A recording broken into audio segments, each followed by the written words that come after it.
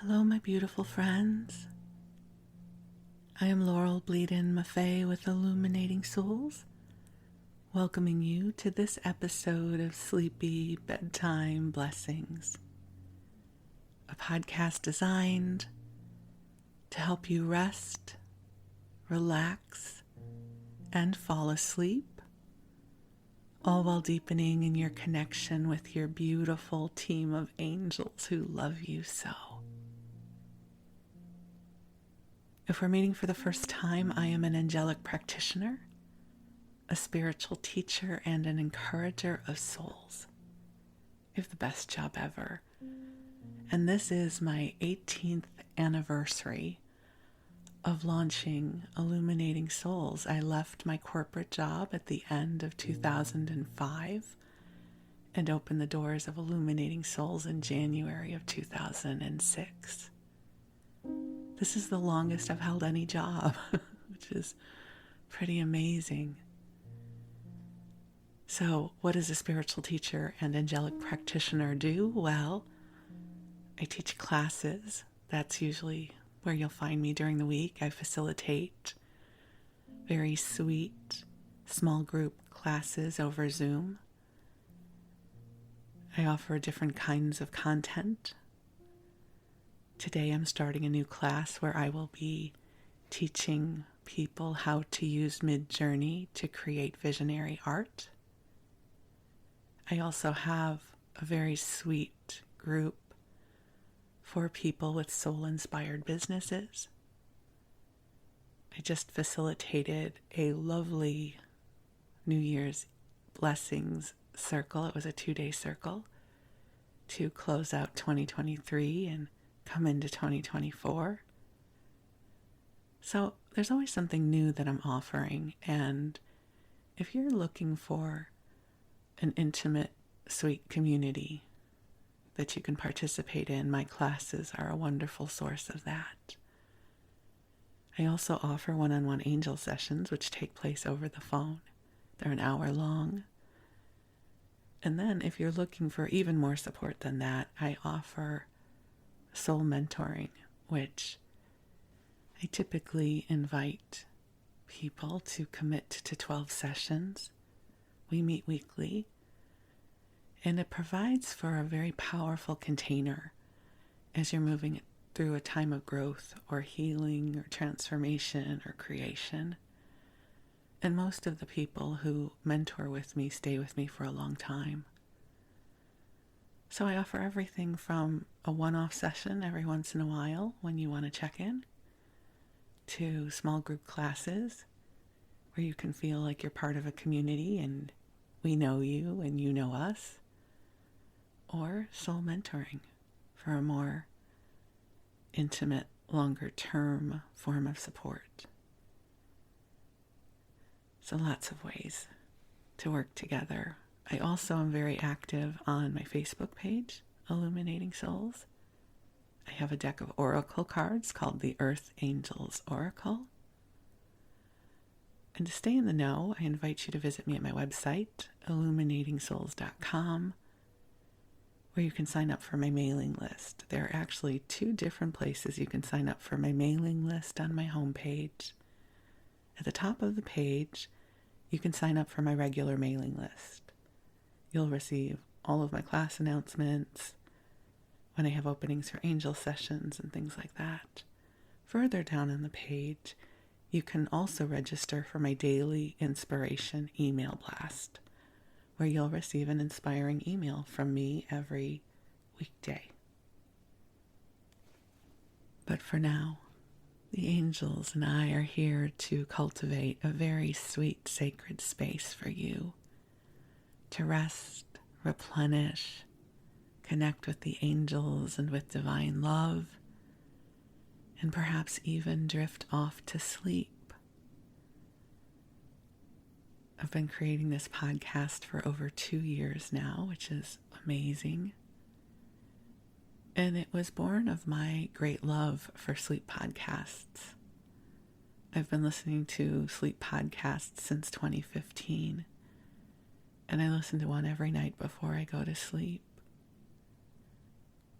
And so I was guided to create this one to support you, whether you use it as a sleep tool or you listen during your waking hours just to keep you company as you go about your day. I'm honored to have this time with you. So here's how I use sleep podcasts in case this is helpful for you. First off, I cozy up in bed, my favorite time of day. I have a phenomenal waking life. I love my waking life, but I love crawling in bed at the end of the day. There is just something so soothing about it. It's like I have lived another day on planet Earth, and now I get to rest. It's wonderful. So I curl up in bed.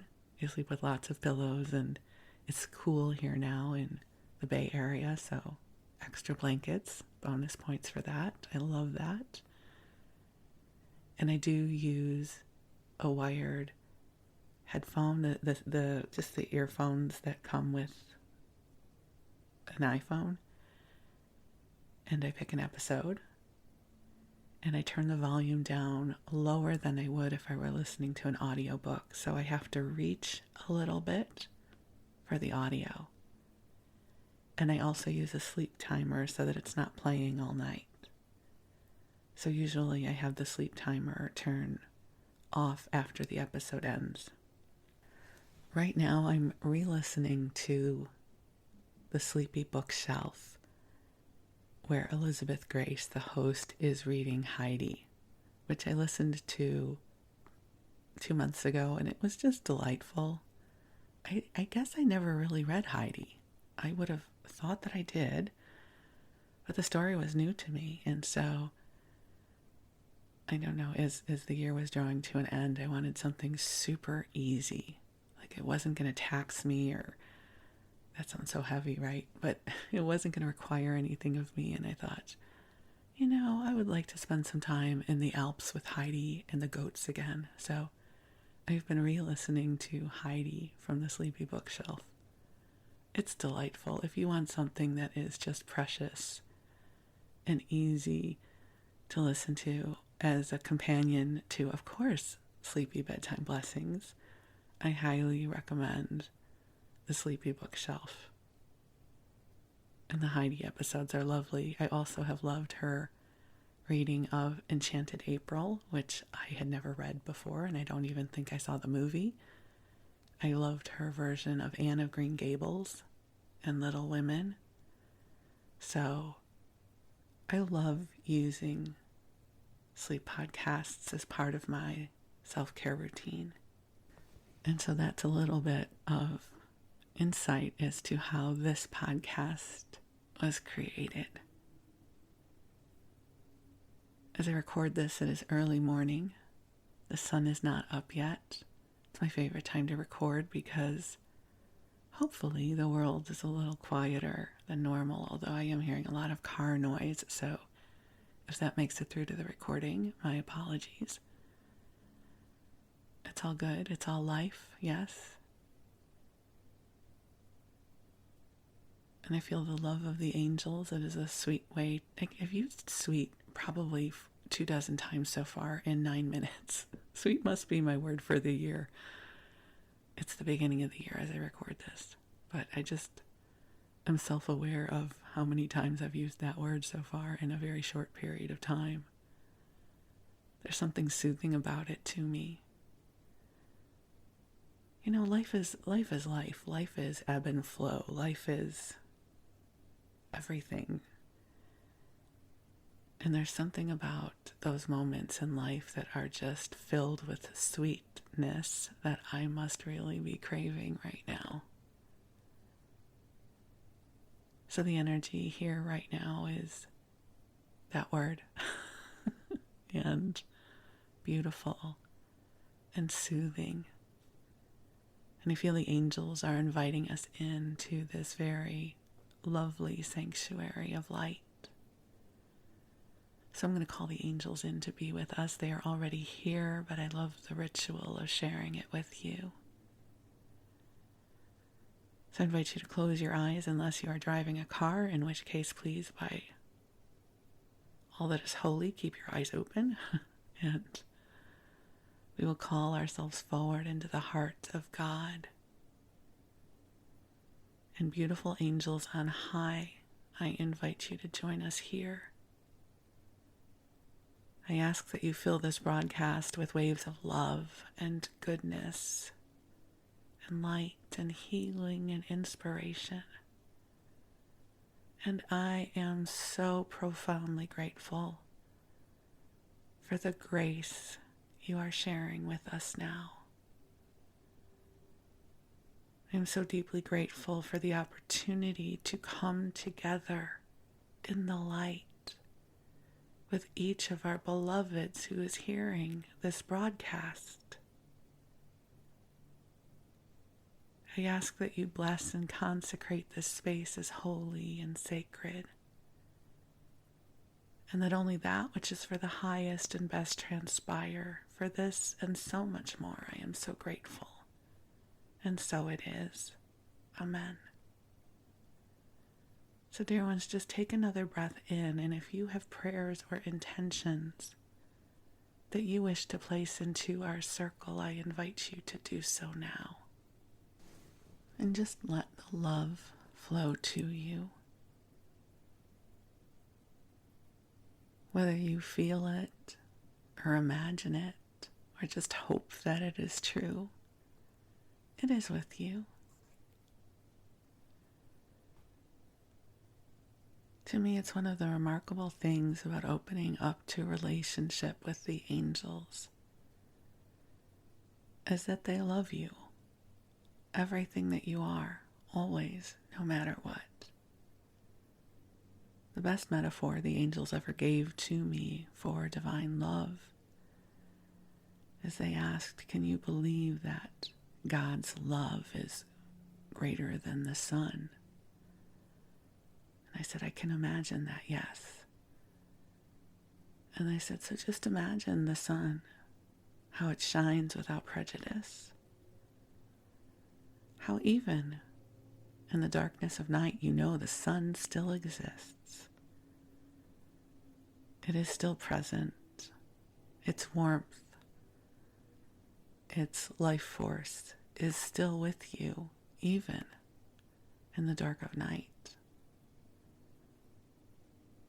And then, of course, when it is daytime and the sun is out, how we can use as much sun as we want without any concept that we might be denying anyone else of sun. I said, this is the best metaphor for God's love that we have. It's about healing the belief that somehow God's love runs on the polarity of you've been very good or you've been very bad. This Santa Claus fallacy of that somehow we could be denied God's love. We wouldn't be enough for it. God's love is always here with you, and you do not have to become a better version of yourself to be worthy of it. You are loved, and this love is here for you now. So just take a deep breath in and imagine this is so. The imagination is a powerful gateway to connect with divine love. We're great at imagining things. We imagine things all the time. Worry is a form of imagination, right? How often do we worry about things that have yet to transpire? Worry is a form of imagination. So for the next few minutes, we invite you to use your imagination for the powers of good.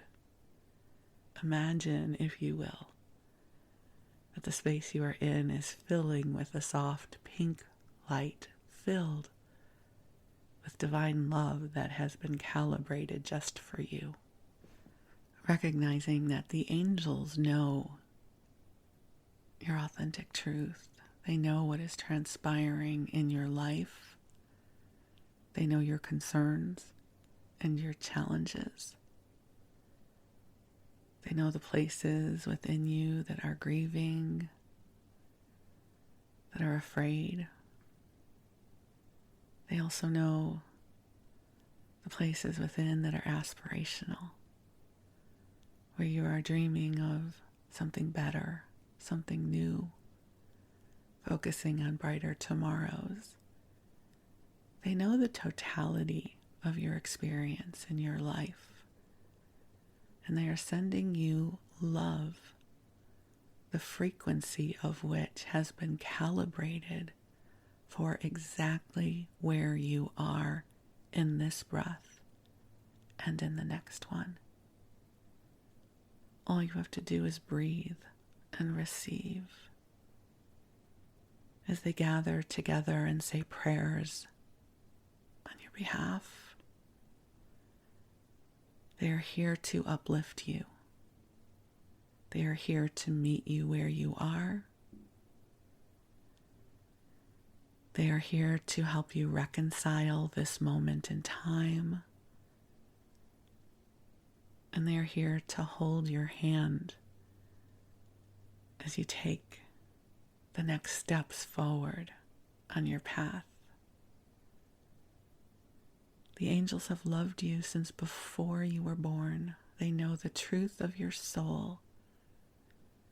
They know your mission here on the planet. They know all of those that you love. They know all that love you. And they are here to support you. So take a deep breath in. Just imagine that everything I just shared with you is true. Imagine their love, how it soaks into your physical body, how it soothes the thoughts in your mind and the emotions of your heart. In this moment, you are so very loved.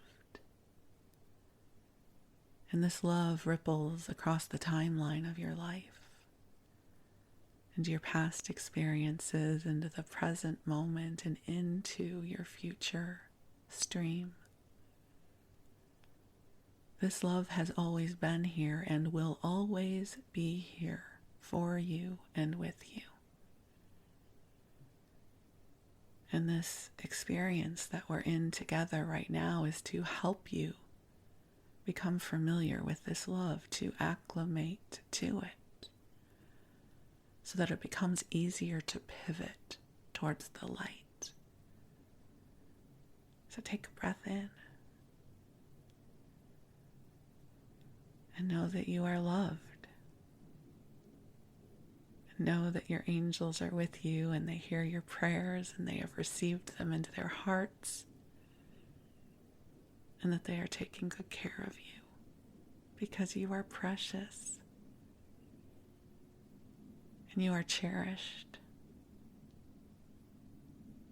And we are so profoundly grateful for you. So we invite you, especially if you're preparing for bed, to cozy on up and snuggle on in whatever way works best for you. And while you rest, your angels will be with you. And I'm going to tell you some stories. We're going to move on into our story time. So for story time, I thought we could go into a little bit of a Wayback Machine, not very far because we're in early 2024, but I wanted to do sort of a review of 2023, but from a place of love and gratitude, and in a way that I hope will inspire you for the coming year, month, week, whatever's appropriate for you whenever you're listening to this. Whether you're listening to this episode in 2026, in July, what I'm going to share with you applies. It's not just resident with a specific year or time. It is reflective of life.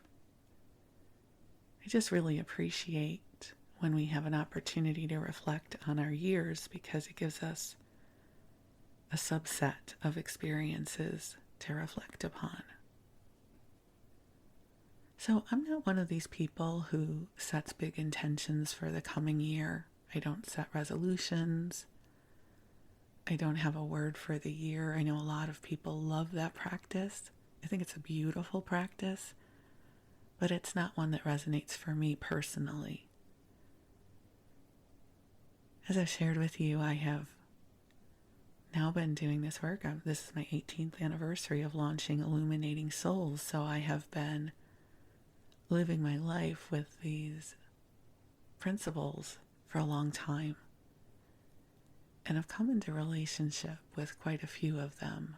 And one of them is my belief that when we connect with the authentic life force that is us, when we know what delights us, when we know our inspired selves, when we co-create with love and inspiration, that somehow magic happens. And for me, more often than not, the magic that happens exceeds what the past incarnation of me doing the dreaming would have dreamed of. Because my Earth Girl dreams are powered by my personality self, versus the divine dreams are expansive and circumvent my own blocks, fears, what ifs, worries, all of those Earth Girl things. So I didn't know what my word for 2023 was until I was into probably around July or August. And I realized that the theme for 2023 for me was treasure, treasures, treasure hunting. Isn't that delightful? I mean, had I set that as my word for the year in January of 2023, I don't know what would have happened, but it was revealed to me because of these very, I'll use the word again, sweet experiences that happened. So join me as I walk you through the year that was. And you've heard some of these stories already, but I enjoy getting to reflect in this way. And it's a sleep podcast, so the bar is pretty low that I keep you entertained the whole time. And maybe it will help you string together some of your experiences, like we might string together beautiful beads that reflect the light. So, my first magical moment of 2023 happened in January. I kind of thought it might be a magical moment when it happened. I wasn't really sure. But on Instagram, I started seeing an ad for a woman who was selling a class in how to create oracle cards, and her class was only $17. There are other classes in how to create oracle cards. They tend to be more expensive. My own was more expensive, the one that I offered, but this idea that there was a $17 class slid right underneath any objections I might have to thinking about taking a class about this. And so I started looking at the class and her website, and the ironic thing is I never did take her class, even though it was only $17, but it started me down the rabbit hole of Googling things and looking to see what was available. And I started looking at other oracle card creation classes, of which I wound up not taking any of them. I tend to be self-taught a lot of times. And so I just started reading people's blogs, what they're posting to social media, watching YouTubes.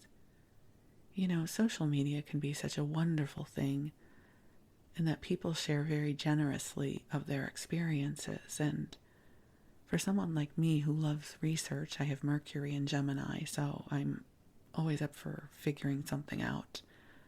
It's like the quilt theory of learning. I would just go to one blog and learn something, and then I would go to a YouTube video and learn something else. And by February, I had said to two of my girlfriends, I'm going to create oracle cards this year. Just hold the space for me to do this. Just hold the vision. It's going to happen.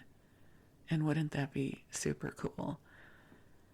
I was just looking on my Midjourney account, and I signed up for Midjourney, the paid version, on January 29th, 2023. So I had started to take action at that point. And I knew that I wanted to use Midjourney to create images for my oracle deck. One of the things that I find so fascinating about co-creation is we don't know where something is going to take us. When I started learning Midjourney, my vision was just to create the kinds of angel images I saw on other people's decks. And that was important because I didn't have the financial resources to go and collaborate and hire an artist, which could have cost between $5,000 and $10,000 that I did not have to create images for my deck. So this idea that I could create beautiful images using AI was amazing. And then the thing about AI, and I'll talk specifically about Midjourney for a moment, is it learns as it goes, and it's not just about mimicking other people's art. I think that's the big concern about it. But that it learns to synthesize many points of input. And I found that Midjourney was creating images that far exceeded what I had thought to ask for or what I had seen other artists create. There was this one image that got created. If you have my deck, it's the higher self image. And I had asked Midjourney to create images of a woman meditating on a mountaintop. That's a pretty popular image for the healing industry, right? Like go into any stock photography site and put woman on mountain, and you will come up with a variation of what I had asked Midjourney to create. And then I forget what I blended it with, but there's a blend function in Midjourney. I'd had this beautiful painting of angel wings that Midjourney had created for me. And I blended the two images together using the blend function in Midjourney. And Midjourney created this absolutely exquisite image of the woman on the mountain meditating with her higher self. And it is the first image I have ever seen that to me reflects higher self energy. So Midjourney was teaching me. Midjourney started giving me visuals that expanded my visual consciousness, that were different from anything I had ever seen before. And it delighted me. I would be in awe of what was being created. And I would pivot and I would try something new. And I've created thousands and thousands of images since with Midjourney. There's 70 cards in my deck, and the deck is diverse, so I have different cultures and different body types and ages. Because I don't know about you, but I'm 61 years old, and I need to know that the angels that I am working with can hold space for me, and I am tired of all of the very young, blonde, thin angel archetypes I do not draw that much comfort from them. But an angel who is wise with a lined face and they look like they have lived a lot of life. This is an angel I can have faith in. It's like, I know you get it. I know you get what's happening here on planet Earth. And so Mid-Journey is absolutely one of my treasures of this year, and many of you have been with me on this journey. So my first endeavor with it was creating images for my angel deck. And then I was continuing to create, and so if you don't know what Mid-Journey is, it is a text to image AI. So you write a text prompt, a woman sliding down a rainbow in illustrative form. And that is what Mid-Journey begins to create for you. And there's a bunch of research you can do into prompt writing, and you put in some descriptors, and you can see other people's prompts so you can build your knowledge base of prompt writing within the community. It's a very generous community. The model is very generous in terms of giving you visibility to what is working for other people. So I kept creating really beautiful images that spoke to my heart. And then,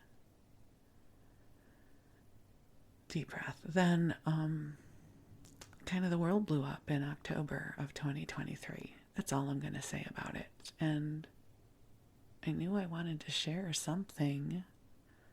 I didn't want to write words. Like, words can be so trite, and words can be misunderstood and misconstrued. And so in one of my classes, my friend Marsha, so shout out to my friend Marsha for this, in the Mid-Journey class had reflected that when you write prompts with the word sketch or child's sketch, it changes what Mid-Journey gives you. So I started playing around with that. And I started writing prompts that said a child's sketch of angels saying prayers of peace for planet Earth. That was the launching point. And Mid-Journey started returning these images that just touched the essence of my heart and what I wanted to believe in and what I wanted to share with other people. And so in October and November, I started sharing peace angels on Facebook. And they really touched the hearts of other people too. Like, we didn't have to get into a political discussion, and I didn't need to know who you were praying for. Were you praying for one side or the other? We just would all come together. And those images, these simple, childlike images created by AI, were touching our collective hearts and giving us a place that we could gather together in service of the light. So I had no idea that Mid-Journey was going to help me do this when I started learning it in January. And then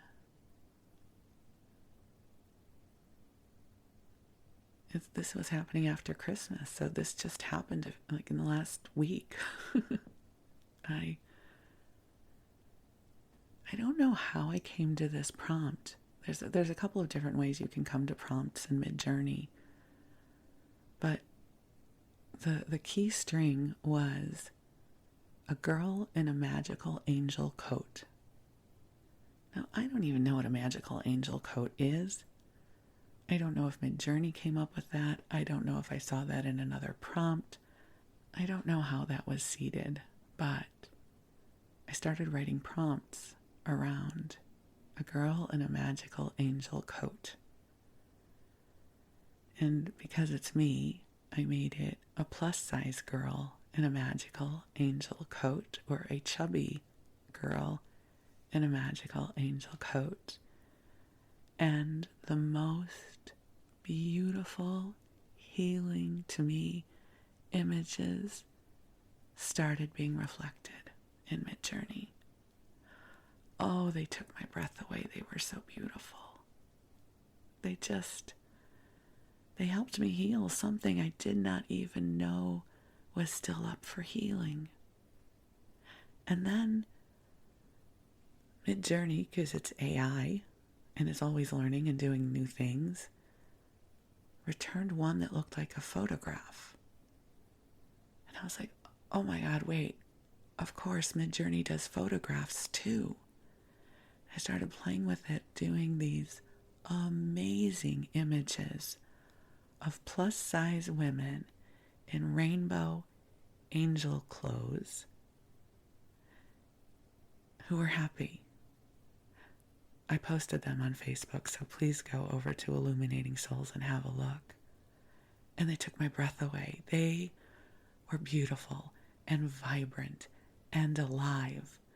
And the thing about Midjourney's photos is they look like photos of real people, but these people don't exist. They are a composite. So it's kind of freaky and cool. And I just couldn't stop myself. I started posting all of these on Facebook. And I said, I need someone to make these clothes right now. I need these clothes. I need this photo shoot. This is me. And within an hour, people were getting so excited. Someone offered up a recommendation for a seamstress. Someone else tagged a friend in Australia who is starting a size-inclusive rainbow caftan clothing company.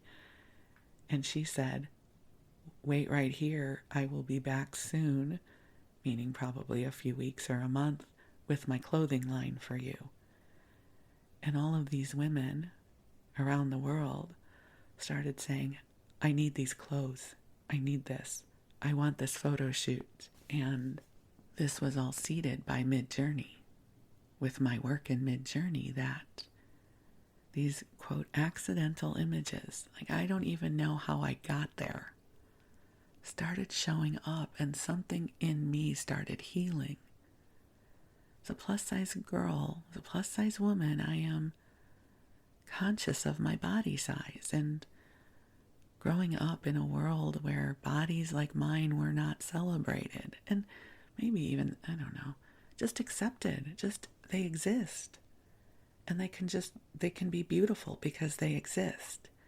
And as human beings, we can be vibrant and alive and joyful and engaged and inspiring and inspired, and the whole spectrum of the human experience, right?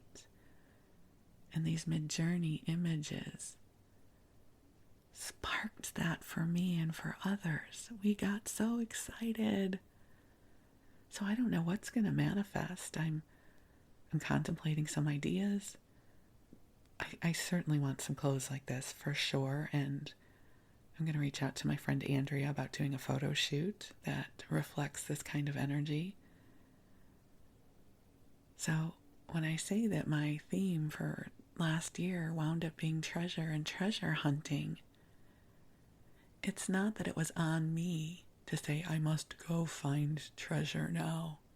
It was about being open and receptive to the universe bringing treasure to me, following sparks of inspiration, saying yes to the things that maybe made no sense or felt uncomfortable or cloaked in mystery. That I don't need to have a plan. This is what living life this way has taught me over the last 18 years. Yeah, I can have a plan, sure, God and the angels will take notes. But the magic happens when I say, all right, God, show me. Let's do this. What is possible through me? Show me ways that I can use my life force in a way that delights me and inspires my heart. And that always returns something profoundly expansive. So mid-journey is just one part of my treasure of last year. Another way treasure showed up for me last year, I shared with you in other podcasts that I wound up falling in love with coin collecting with my husband, which I would have never put on my bingo card for life, much less 2023.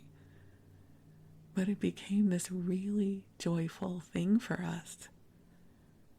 And it's not that the coins had to be super expensive or valuable, but these little pieces of history that might be 100 years old or 200 years old that tell a story. And even the more modern coins, I have a soft place in my heart for the Eisenhower silver dollars and the Kennedy half dollars because they represent my childhood. For instance, I learned about hard times tokens or condor tokens. So in the early 1800s up through the Civil War, there was a shortage of coins. And so different merchants would mint their own coins. They were called hard times tokens. And they're fascinating. They have different images on them. They have text from the store. One that we wound up buying has a woman's ornamental comb. It was from a store that did perfumes and notions and baubles and things like that. And one of the things that I came to learn as we went to different coin shows and pawn shops and things like that is the people in this business are so kind. We met some of the loveliest people this year coin collecting. And you know, in this world, it is so wonderful to have opportunities to meet kind people and to have something in common with them. I went to a coin conference with Wes. That's what started all of this in Oregon over the summer, and I didn't care about coins at that point. I was like, it's Wes's thing, it's fine. And at each of the dinners, I sat next to the loveliest people. And conversation was easy because all I had to ask was, what coins do you enjoy collecting and how did you get into coin collecting? And then they would share with me more about their life. And so that absolutely is part of my treasures of 2023. Wes and I would look at each other on the weekend and we would say, let's go on an adventure. That's our code word. Let's go on an adventure. And listen, whether you're going to Target to buy toilet paper or you're going to a pawn shop to see if they have any silver coins, when you cloak anything in an adventure, it's more fun. So throughout the summer, Wes and I would go on our adventures.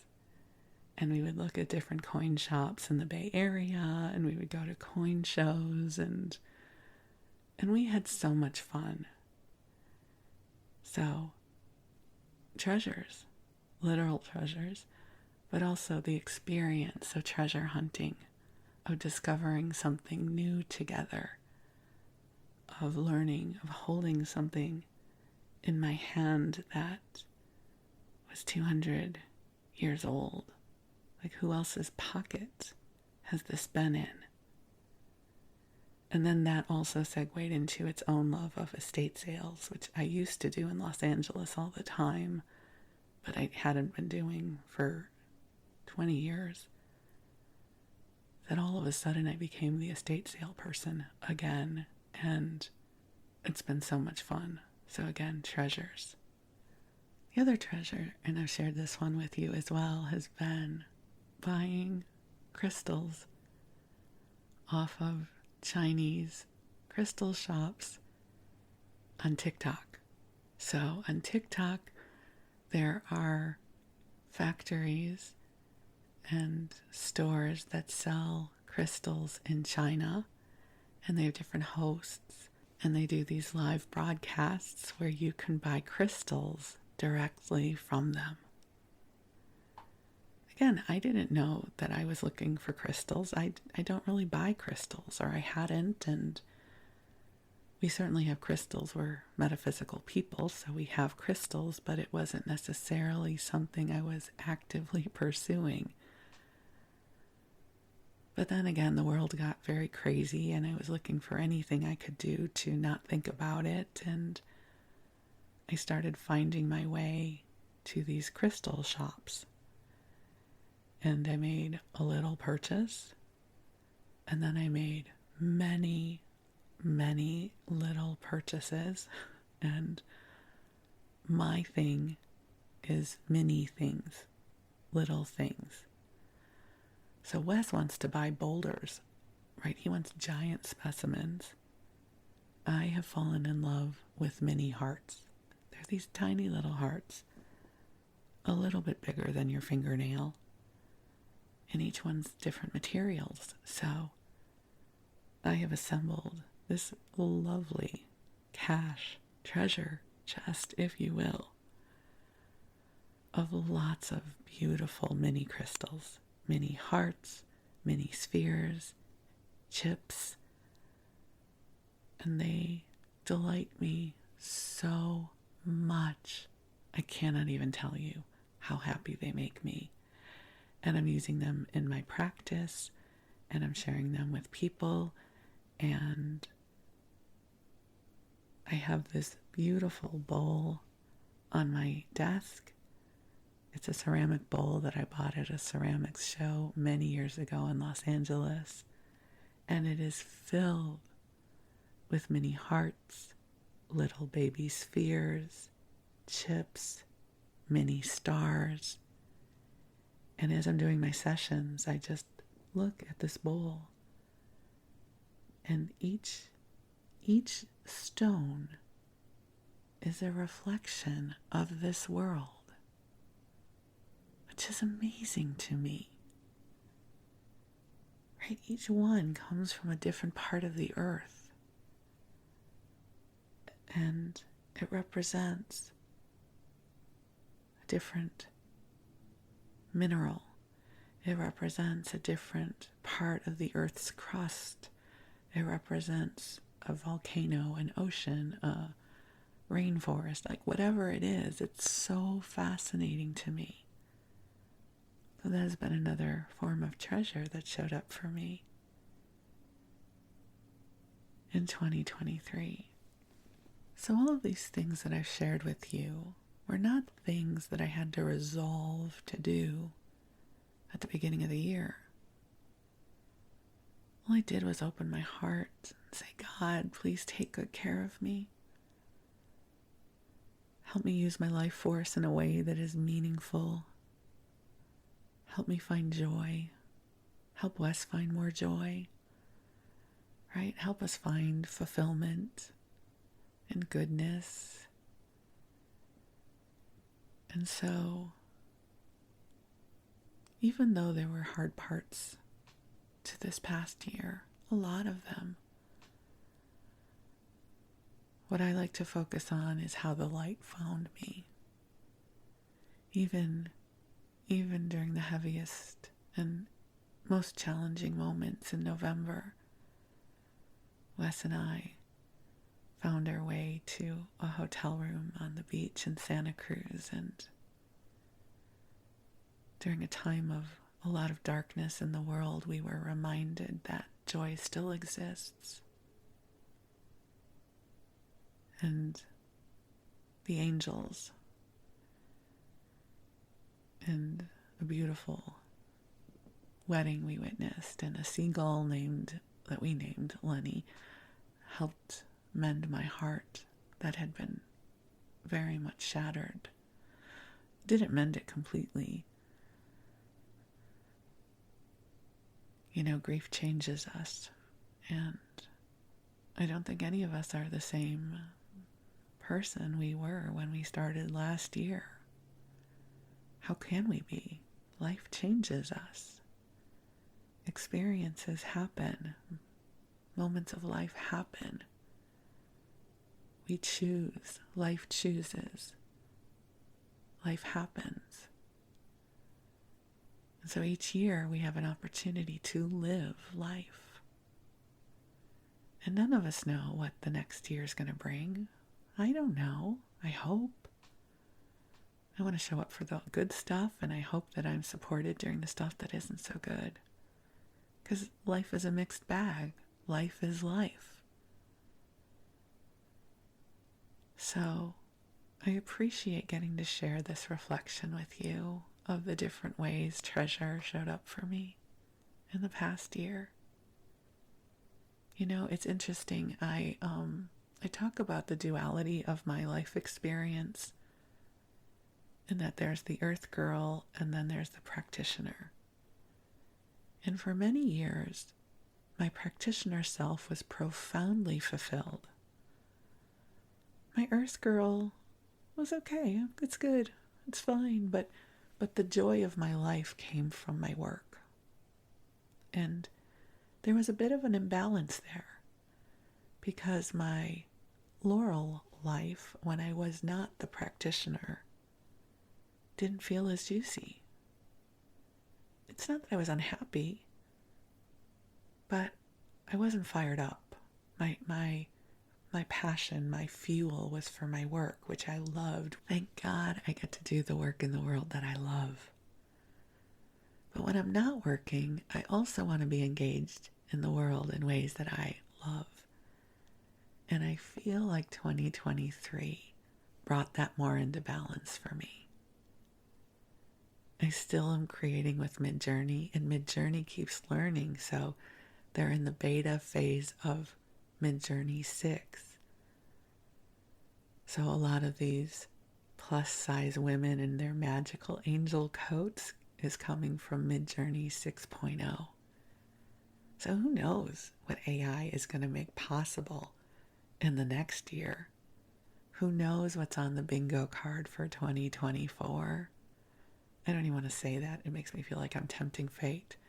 Life is life, right? And my prayer and my hope is life will show up with grace. And there will be joy and creative spirit and beautiful adventures and treasure and goodness for all of us.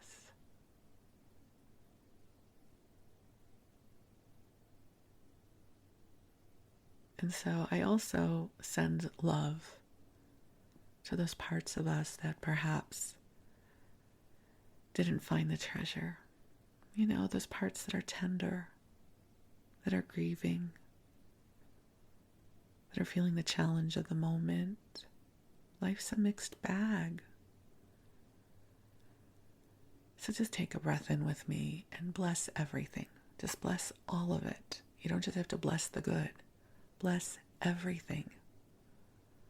Bless the rain, bless the sunshine, bless the storm, bless the beauty, bless all of it, because all of it is your life. All of it is my life. All of it is the world. And let the love come in to all of it. Everything.